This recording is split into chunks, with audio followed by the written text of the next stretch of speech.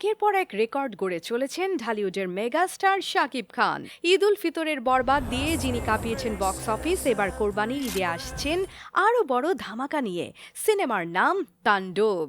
মাত্র একদিনেই teaser view 1 কোটির বেশি। হ্যাঁ, ঠিকই শুনছেন, এটা বাংলাদেশের সিনেমা ইতিহাসে এক নতুন রেকর্ড। পরিচালক রায়হান রাফি জানালেন, তাণ্ডব ফোরকাস্ট সব রেকর্ড ভেঙে দিচ্ছে। আর এই টিজার প্রকাশের পর থেকে সোশ্যাল মিডিয়ায় যেন ঝড় বয়ে যাচ্ছে। ভক্তরা লিখছেন, তাণ্ডব আসছে কাঁপাতে, খেলা হবে ঈদে। আর কেউ তো বলেই দিল, শাকিব খান না থাকলে এই ইন্ডাস্ট্রিই থাকতো না। টিজারে দেখা যায় মুখোশ পরা এক গ্যাং টেলিভিশন চ্যানেলের ভবনে হানা দেয়, সবাইকে জিম্মি করে ফেলে। এরপর মুখোমুখি লড়াই আইনশৃঙ্খলা বাহিনীর সঙ্গে। আর একসময় সেই গ্যাংয়ের প্রধান মুখোশ খুলে দেখা যায় শাকিব খান। ব্যাকগ্রাউন্ডে ভেসে আসে এক বার্তা, তাণ্ডব আসছে, সবাই ঘরে থাকুন। এক ঝলকে দেখা গেছে জয়া আহসানকেও, অর্থাৎ তারকায় ভরপুর এক মেগা প্রজেক্ট এটা। আর শোনা যাচ্ছে এই ছবির একটি ক্যামিও চরিত্রে থাকতে পারেন আফরান নিশো, শরীফুল রাজ কিংবা সিয়াম আহমেদ।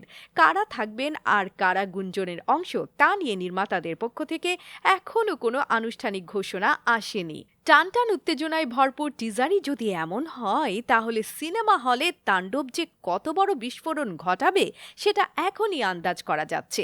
তাণ্ডব শুধু একটি সিনেমা নয়, এটা হতে যাচ্ছে ঢালিউডের ইতিহাসে এক নতুন অধ্যায়। এবার ঈদে সিনেমা হলে হবে আসল খেলা।